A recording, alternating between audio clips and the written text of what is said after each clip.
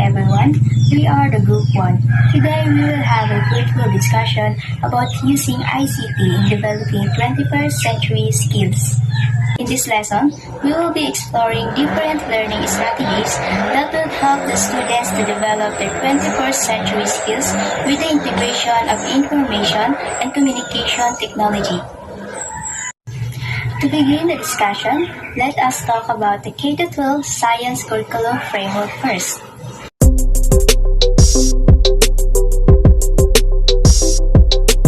The K-12 Science Curriculum Framework is the overall structure for organizing teaching and learning process. It serves as the backbone of learning as it provides the basis for strong, organized, and consistent curriculum. The curriculum framework contains different resources that will help teachers, school administrators, and other stakeholders to design and implement science curricula, which will empower the students to better understand and use science in day-to-day life. Please take note that there is no break in the continuity of curriculum from elementary school to high school because there is a progressive curriculum to cover up the K-12 curriculum. So, since we already know what K-12 Science Curriculum Framework is and its skills and competencies being promoted, let's now proceed to the scope of K-12 Science Curriculum Framework. But before diving into the discussion, by the way, this is Jenny Oboho, your next discussant. So now, what do you think are the scope of this K-12 Science Curriculum Framework? Well, in this framework, there are 3 content areas covered. First, we have life science, second is physical science, and then the third is the earth and space science. So, to give you a glimpse of each of these areas, life science, it deals with the study of living organisms and life processes. Some of these fields include biology and anatomy. Next we have is physical science. Physical science refers to the study of the inorganic world, or the non-living materials. Physical science is basically in contrast with life science. Among the fields it encompasses are physics and chemistry. For earth and space science, it studies the features of the earth and the universe that surrounds the earth. It entails learnings about atmosphere, land, oceans, and life on earth. The science ideas for each content area include the fundamental concepts in the discipline that have not changed over time and are similar to concepts found in the basic education science curricula in different countries. So, every concept that's been emphasized in each of those areas mentioned earlier are consistently taught and applied in the framework. These science ideas are K concepts that provide a foundation for the acquisition of deeper understanding of scientific knowledge as students progress through the curriculum from grade 1 to 10. The science ideas that learners gain will help them understand and generate new knowledge based from what they understood as they go through the curriculum. In this framework, students are introduced to numerous real-life applications of science concepts. Embedding these concepts in the context of students' daily life helps them develop a more coherent understanding of the concept or process they are learning.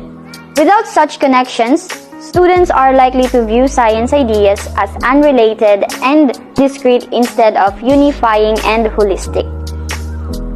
Science concepts are included and is mainly highlighted in the framework because everything around us involves science. Science greatly contributes to the environment that we live in.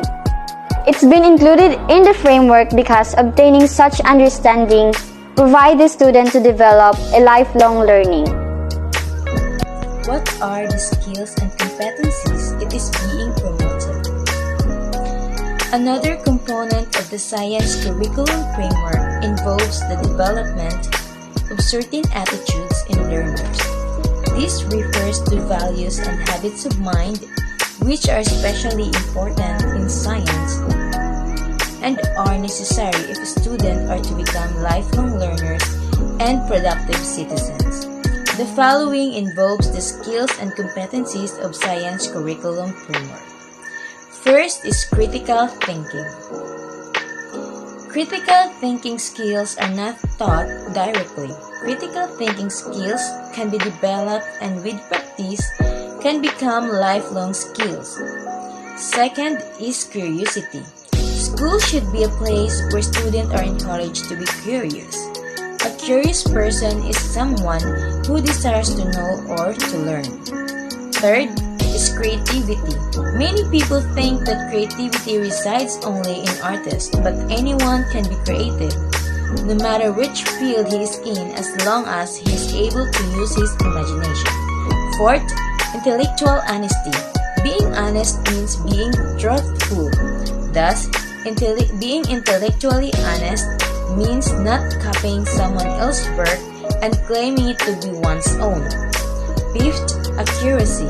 In the course of schoolwork, students are expected to observe, describe, and measure. Students should strive to be accurate at all times. Sixth, objectivity. An objective person is able to deal with fact or conditions as they are, without being swayed by his personal feelings, prejudices, and expectations. An objective person always validates observations and explanations. Seventh, independent thinking. An independent thinker is one who tries to answer questions on his own, using his own observations and experiences. 8. Active listening. Participating in discussion with other people is one way of learning new things. 9. Assuming responsibility. A responsible person will not simply accomplish what he is assigned to do.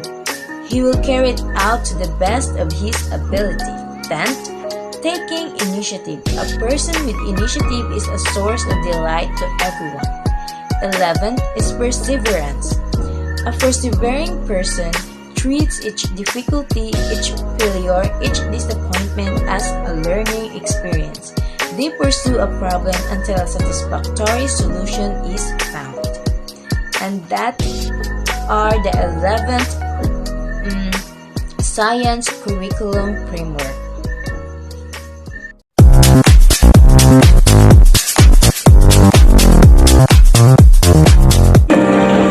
You might be familiar with the phrase, 4 C's of the 21st century skills. In this lesson, we're gonna dive deeper to each one of them. The first skill in the category of learning skill is critical thinking, which is all about solving complex problems.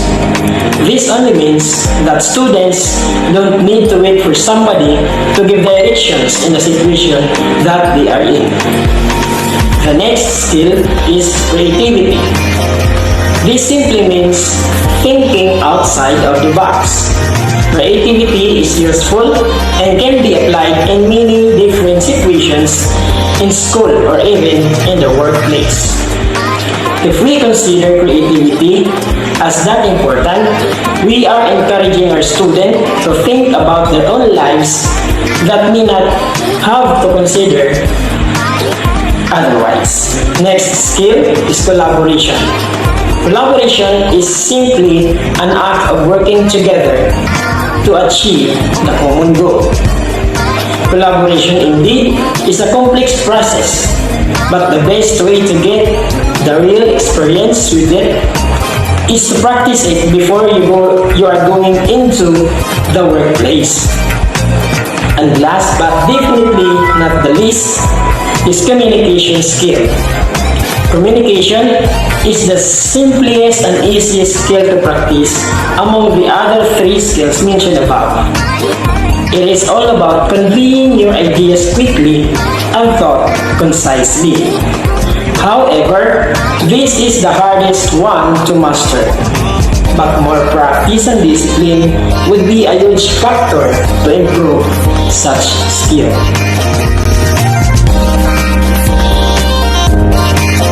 Literacy skills focus on how students can discern facts, publishing outlets, and the technology behind them. There's a strong focus on determining trustworthy sources and factual information to separate it from the misinformation that floods the internet. Under in this category are information literacy, media literacy, and the technology literacy. Information literacy is the ability to find, evaluate, organize, use, and communicate information in all its various formats. Media literacy is the ability to access, analyze, evaluate, and create media in a variety of forms. Technology literacy is the ability of individual working independently and effectively use technology tools to access, manage, integrate, evaluate, create, and communicate information. A student foundation in literacy can be an essential aspect of career advancement or success.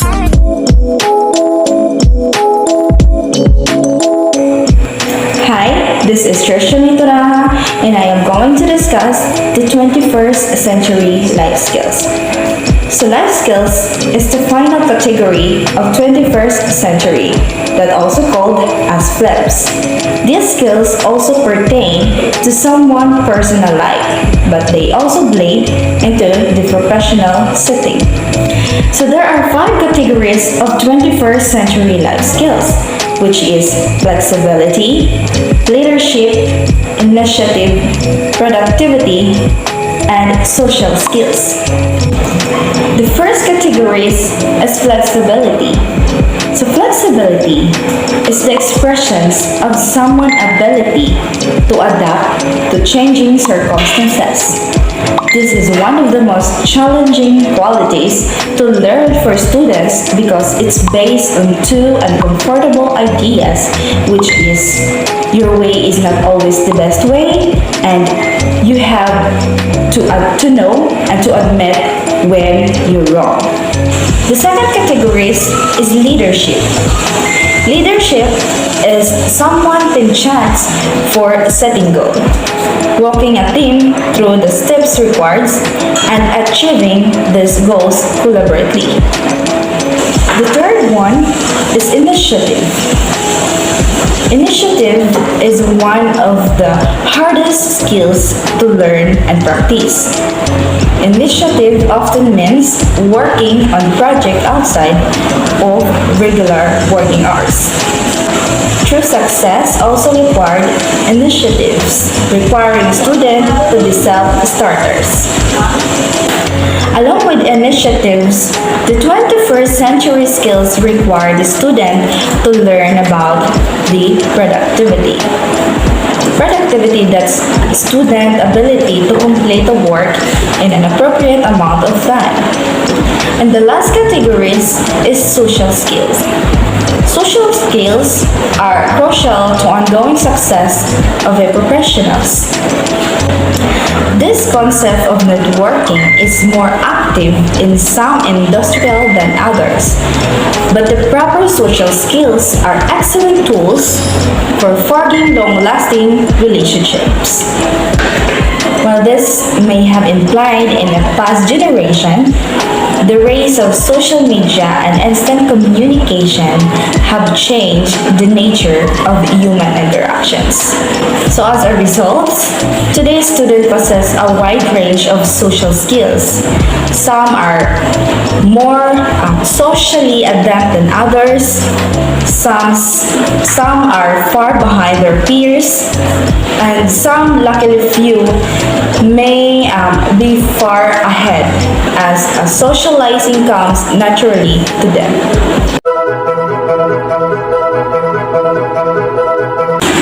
Hi, we are going to talk about promoting digital citizenship.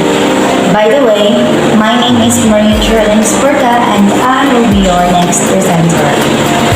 So what is digital citizenship? Anyone born after the early 2000s has grown up in a world of technology and computer. Today, seeing children playing in their tablet, PC or personal computer, mobile phones are no longer new to us. So what is digital citizenship? Yes, it refers to the responsible usage of technology and internet. How to become a good digital citizen? Here's what it takes to become a good digital citizen. First, we must follow the rules of good behavior online. This means that every rules and agreement must be taken seriously. Second, relate well to the people they communicate.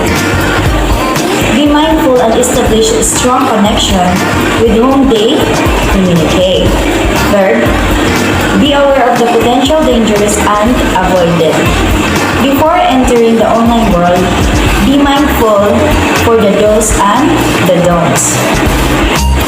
So I have here another questions. Why should we teach digital citizenship to kids? So one of the main reasons are to protect their personal data. In this, we can avoid getting hacked, caught in phishing, involved in scam or fraud, and bring up to a more serious criminal activity. Balance and control their internet use. We all know that too much exposure to internet can make them acquire non-appropriate behavior and bad languages or expressions. It could be also risky in their eyes because of radiation. Another reason, communicate kindly with others. Yes, because we never know what are the person's life story and feelings. We must avoid trash talking online. For example, bashing. Next in promoting digital citizenship is empowering parents to teach digital citizenship to their children. It helps parents to see the positive side of technology, setting up rules and limits for their children, monitor and be aware of the consequences. Yes, that's why strictly implement the netiquette at home. So, netiquette must start at home so that children will be no longer too exposed in internet world. So we have here the 7 ways to promote digital citizenship skills in classroom. Number 1, emphasize the importance of online etiquette. Use social emotion to help students build social awareness and empathy. Remember, social emotional skills are learned. Use relevant activities throughout your lessons to help students build skills they'll use in the real world and online. Number 2, teach students to protect their privacy. Help your students understand what information they need to keep private. Show them why and how to protect data such as where they live, their phone numbers, and other personal information that could be used against them. Number 3, help students stay safe online. Educate them about viruses. Educate students what our safe website looks like and are not. Next will be password protection. Educate them on how to properly create a password or to create a strong password, which involves uppercase and uppercase letters, lowercase numbers, and symbols. And lastly, in making students safe online is educate them about scams or fraud that is happening in online world. Scams are rampant on the internet, and children may have more difficult times identifying them. Help your students define the key aspect of a spam email or online scam with this fun lesson plan and common sense education. Number 4, promote media literacy in your classroom. When we say media literacy, it's the ability to understand online information and separate false info from the truth. To help your students, you teach them identify the clickbait email and subject email lines, and show them why these are dangerous. Second, spot other signals that can help them decide whether to click, such as the meta description in Google below each result. Check the sender before they open an email that looks suspicious. Number 5. Teach students to protect creative rights. Children learn the rules of copyright online, especially when it comes to pictures. Teach them to ask permission from others before they post picture with other people in them, and show them how to find and properly cite the origin source of that content. So teach them to give credits to the owners. As an example, number 6, show them their digital footprint. Help your student understand the concept of digital footprint. Show them how the pictures and message they post online can create an online persona that doesn't represent who they are in real life. Last but not least, number 7, build healthy usage pattern. Students need to understand how much they are spending online. Teach your students to write down when they are start and stop using their devices, or to use a usage tracking app. Then help the students see for themselves and benefits of their devices and doing something off screen, such as reading a book, playing ball games, and doing physical activities.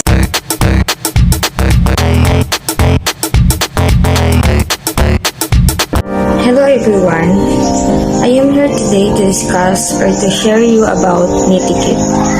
So Nitikit is a network etiquette, the do's and don'ts of online communications. One examples of the do's in online etiquette is you should be friendly, and in don'ts is overuse abbreviations.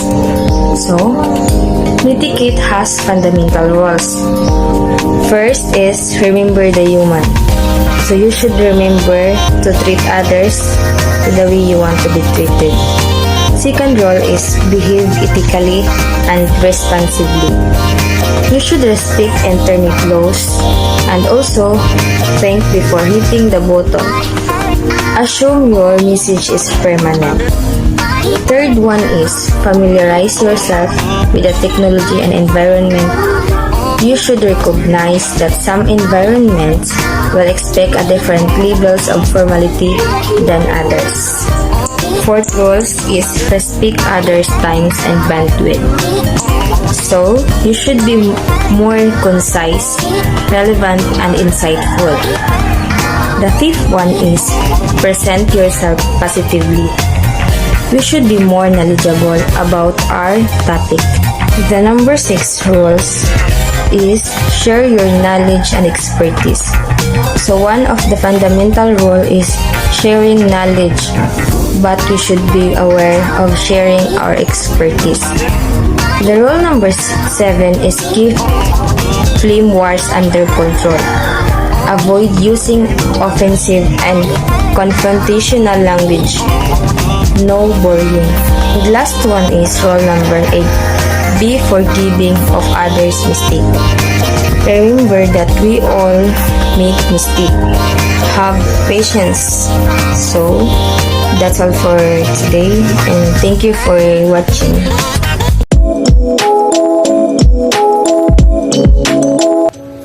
For the past, some years of education had been more focused on mindless mechanical learning and just the ability to repeat and retaining the information given in the books. Problem-solving skills had been confined to mathematics and just a few experiments were done in the science labs. But today, as time is changing learning, it's prioritized more on develop important skills and thinking that will prepare the students for navigating in the real world after school. So now, I am here to discuss about the different learning activities to develop critical thinking skills and problem solving. Worst case scenario. You need to divide students into teams and introduce each team with a hypothetical challenging scenario. Allocate minimum resources and time to each team and ask them to reach a viable conclusion using those resources. The scenarios can include situations like stranded on an island or stuck in the forest. Students will come up with creative solutions to come out from the imaginary problematic situation they are encountering. Besides encouraging students to think critically, this activity will enhance teamwork, communication, and problem-solving skills of the students. The second one, If You Build It. It is a very flexible game that allows students to think creatively. To start this activity, divide students into groups. Give each group a limited amount of resources such as pipe cleaners, blocks, and marshmallows, or etc. Every group is supposed to use these resources and construct a certain item such as building, tower, or a bridge in a limited time. You can use a variety of materials in the classroom to challenge the students. This activity is helpful in promoting teamwork and creative skills among the students. The third one is Zoom. It is also one of the classics which can be used in the classroom to encourage critical thinking. Print pictures of objects, animals, or concepts and start by telling a unique story about the printed picture. The next student is supposed to continue the story and pass the picture to the other student and so on. Then the fourth one is keeping it real. In this activity, you can ask students to identify a real-world problem in their schools, community, or city. After the problem is recognized, students should work in teams to come up with the best possible outcome of the problem. And the fifth one is Save the Egg. Make groups or 3 or 4 in the class. Ask them to drop an egg from a certain height and think of creative ideas to save the egg from breaking. Students can come up with diverse ideas to conserve the egg like a self-landing material or any other device. Remember that this activity can get chaotic, so select the area in the school that can be cleaned easily afterward and where there are no chances of damaging the school property. So now, I am done to the top 5 that promotes critical thinking in the class, and my partner will discuss the more 6 steps that will facilitate you to promote critical thinking abilities in the students. Miss Luvetti, we are ready to listen.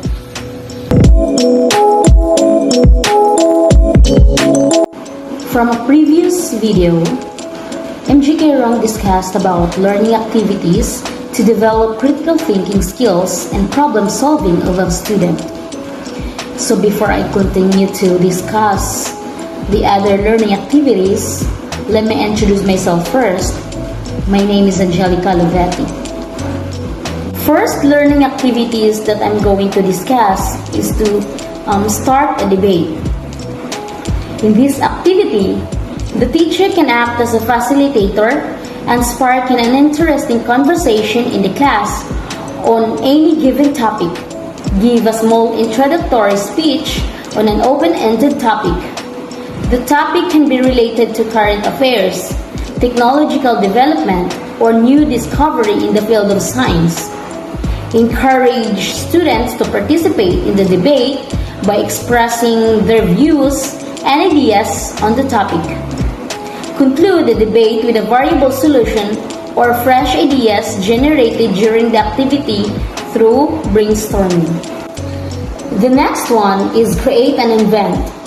This project-based learning activity is best for teaching in the engineering class. Divide students into groups, present a problem to the students and ask them to build a model or simulate a product using computer animations or graphics that will solve the problem. After students are done with building a models, each group is supposed to explain their proposed product to the rest of the class. The primary objective of this activity is to promote creative thinking and problem-solving skills among students. The next one, select from alternatives. This activity can be used in computer science, engineering, or any of the STEM or science, technology, engineering, mathematics classes. Introduce a variety of alternatives such as different formulas for solving of the same problem, different computer codes, product design, or distinct explanations of the same topic. From groups in the class and ask them to select the best alternative. Each group will then explain its chosen alternative to the rest of the class with reasonable justification of its preference. During the process, the rest of the class can participate by asking questions from the group. This activity is very helpful in the nurturing logical thinking and analytical skills among the students. So next is reading and critiquing. Present an article from a journal related to any topic that you are teaching. Ask the students to read the article critically and evaluate strengths and weaknesses. In the article, students can write about what they think about the article, any misleading statement or biases of the author, and critique it by using their own judgment. In this way, students can challenge the fallacies and rationality of the judgments in the article.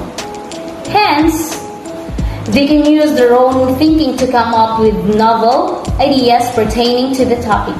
So the next one is think, pair, share. In this activity, students will come up with their own questions, make pairs of groups in the class, and ask the students to discuss the questions together. The activity will be useful if the teacher gives students a topic on which the questions should be based. For example, if the teacher is teaching biology, the questions of the students can be based on the reverse osmosis, human heart, respiratory system, and so on. So now, we are done about learning activities to develop critical thinking skills and problem solving of the students. So, acquiring critical thinking skills was never as valuable as it today because of the prevalence of the modern knowledge economy. Today, information and technology are the driving forces behind the global economy. To keep pace with the ever-changing technology and new inventions, one has to be flexible enough to embrace changes swiftly. Today, critical thinking skills are one of the most sought-after skills by the companies. In fact, critical thinking skills are paramount not only for the active learning and academic achievement, but also for the professional career of the students. The lack of critical thinking skills catalyzed memorizations of the topics without a deeper insight. Egocentrism, closed-mindedness, reduce students with interest in the classroom and not being able to make timely and better decisions.